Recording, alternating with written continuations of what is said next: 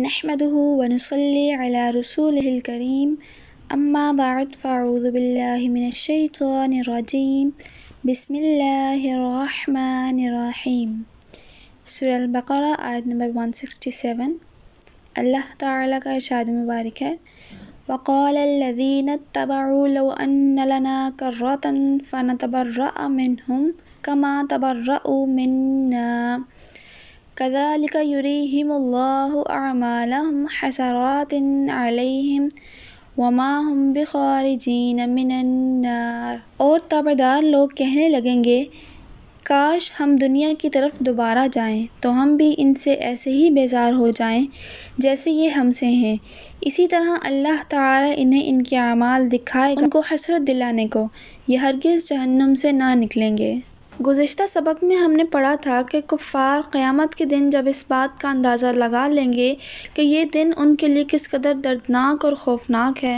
تو وہ اپنے پیروکاروں سے گلہ شکوہ کریں گے اور اللہ تعالیٰ سے کہیں گے کہ اللہ ہم ان کی وجہ سے آج اس حال میں ہیں، لہٰذا تو انہیں دگنا عذاب عطا فرما۔ تو آج کی اس آیت میں ہم یہ دیکھیں گے کہ پیروکار ان پیشواؤں کے جواب میں کیا کہتے ہیں۔ اس وقت کافر انتہائی تمنا کریں گے کہ کاش انہیں ایک مرتبہ دنیا میں لوٹ کر جانا مل جائے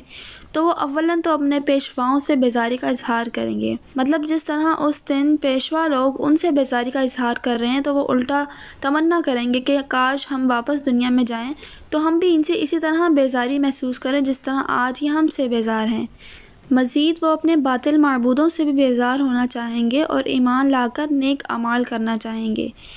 کافروں کی موت کے وقت بھی ایسی ہی تمنائیں ہوتی ہیں، جیسا کہ سورہ مومنون میں ارشاد ہے، کافر کہے گا کہ اے اللہ مجھے واپس لوٹا دے تاکہ میں کچھ تو نیکی کر لوں۔ یوں ہی سورہ زمر آیت نمبر 58 میں ہے کہ کافر کہے گا، اے کاش کہ مجھے ایک مرتبہ واپسی مل جائے تاکہ میں نیکیاں کر لوں۔ اس آیت میں ہمیں یہ بھی بتایا جا رہا ہے کہ ایمان اور اعمال صالحہ کی اصل حسرت تو کافر ہی کو ہوگی، لیکن مسلمان بھی نیکیوں کی کمی اور گناہوں میں ملوث ہونے پر حسرت کا اظہار کریں گے، جیسے حدیث پاک میں ہے، نبی کریم صلی اللہ تعالیٰ علیہ وآلہ وسلم نے ارشاد فرمایا، ہر مرنے والے کو افسوس اور ندامت ہوگی۔ صحابہ کرام رضی اللہ تعالیٰ عنہم نے عرض کی، یا رسول اللہ صلی اللہ تعالیٰ علیہ وآلہ وسلم کیا ندامت ہوگی؟ فرمایا گیا،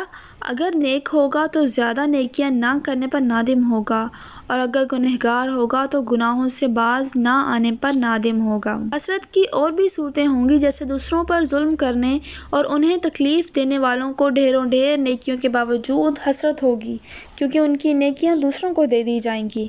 اسی طرح جسے علم حاصل کرنے کا موقع ملے لیکن وہ علم حاصل نہ کرے تو اسے حسرت رہے گی۔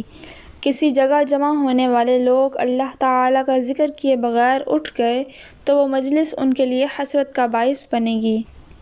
یہاں فرمایا جا رہا ہے، کذالک یریہم اللہ اعمالہم، اللہ اسی طرح انہیں ان کے اعمال دکھائے گا۔ قیامت کے دن اللہ تعالیٰ کافروں کے برے اعمال ان کے سامنے کرے گا تو انہیں نہایت حسرت ہوگی کہ انہوں نے یہ کام کیوں کیے تھے۔ ایک قول یہ ہے کہ جنت کے مقامات دکھا کر ان سے کہا جائے گا کہ اگر تم اللہ تعالیٰ کی فرما برداری کرتے تو یہ تمہارے لیے ہوتے اور آج تم یہاں اس اچھے مقام پر ہوتے۔ پھر جنت کی عالی شان منزلیں مومنین کو دے دی جائیں گی۔ اگلی آیت میں ارشاد ہوتا ہے، یا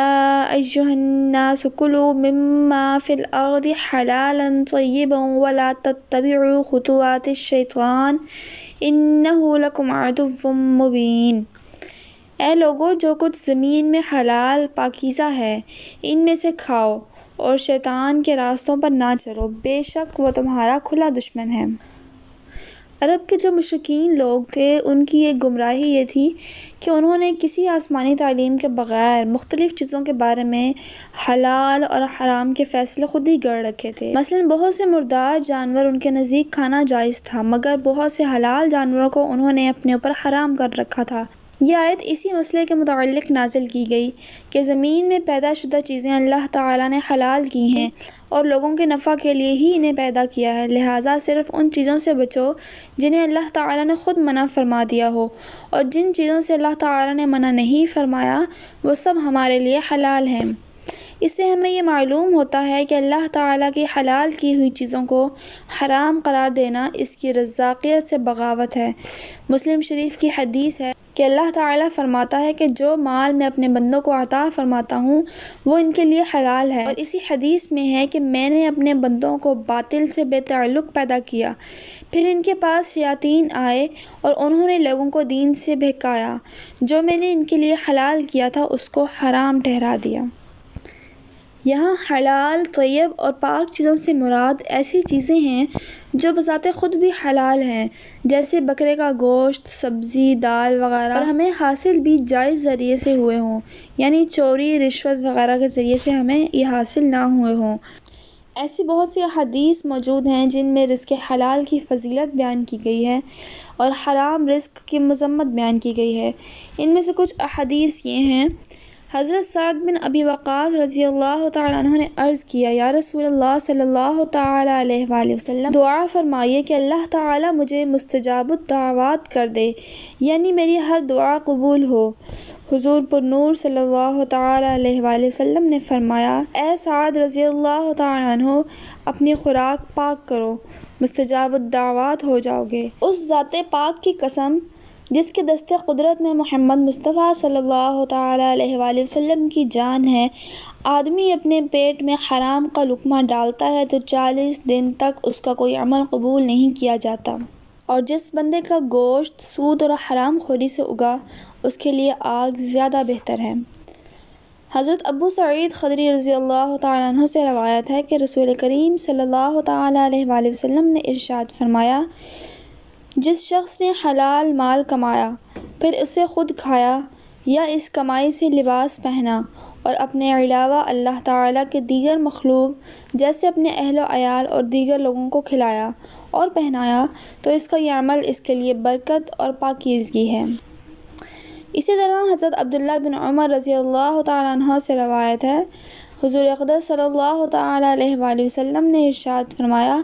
دنیا میٹھی اور سرسبز ہے، جس نے اس میں حلال طریقے سے مال کمایا اور اسے وہاں خرچ کیا جہاں خرچ کرنے کا حق تھا، تو اللہ تعالیٰ اسے آخرت میں ثواب عطا فرمائے گا اور اسے اپنی جنت میں داخل فرمائے گا، اور جس نے دنیا میں حرام طریقے سے مال کمایا اور اسے ناحق جگہ خرچ کیا تو اللہ تعالیٰ اسے ذلت اور حقارت کے گھر یعنی جہنم میں داخل کر دے گا، اور اللہ تعالیٰ اور اس کے رسول صلی اللہ تعالیٰ علیہ وآلہ وسلم کے مال میں خیانت کرنے والے کئی لوگوں کے لیے قیامت کے دن جہنم ہوگی، جیسا کہ ارشاد ہوتا ہے، کلما خبت زدناہم سعیرا، سورہ بنی اسرائیل آیت نمبر 97،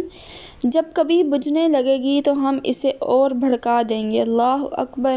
ان احادیث کو سامنے رکھتے ہوئے ہر مسلمان کو چاہیے کہ وہ حلال روزی کمائے اور حلال روزی سے ہی کھائے اور پہنے، اسی طرح دوسروں کو بھی جو مال دے وہ حلال مال میں سے ہی دے۔ ہمارے بزرگان دین بھی رزق کے حلال ہونے کے متعلق بہت احتیاط کیا کرتے تھے۔ ایک بار امیر المؤمنین حضرت ابوبکر صدیق رضی اللہ تعالیٰ عنہ کا غلام آپ کی خدمت میں دودھ لایا، آپ رضی اللہ تعالیٰ عنہ نے اسے پی لیا۔ غلام نے عرض کی، میں پہلے جب بھی کوئی چیز پیش کرتا تو آپ رضی اللہ تعالیٰ عنہ اس کے بارے میں دریافت فرماتے، لیکن اس دودھ کے بارے میں کچھ دریافت نہیں فرمایا۔ یہ سن کر آپ رضی اللہ تعالیٰ عنہ نے پوچھا، یہ دودھ کیسا ہے؟ غلام نے جواب دیا کہ میں نے زمانہ جاہلیت میں ایک بیمار پر منتر پھونکا تھا، جس کے معاوضے میں آج اس نے یہ دودھ دیا ہے۔ حضرت صدیق اکبر رضی اللہ تعالیٰ عنہ نے یہ سن کر اپنے حلق میں انگلی ڈالی اور وہ دودھ اگل دیا۔ اس کے بعد نہایت عاجزی سے اللہ تعالیٰ کے دربار میں عرض کیا، یا اللہ عز و جل، جس پر میں قادر تھا وہ میں نے کر دیا، اس دودھ کا تھوڑا بہت حصہ جو رگوں میں رہ گیا ہے وہ تو معاف فرما دے۔ لہٰذا آج کے سبق سے ہمیں یہ معلوم ہوا کہ حلال رزق کمانا اور حلال رزق کھانا کس قدر اہمیت رکھتا ہے۔ لہٰذا ہمیں چاہیے کہ ہم جس بھی ذرائع سے رزق حاصل کریں، اس بات کا یقین کر لیں کہ وہ رزق حلال ہے۔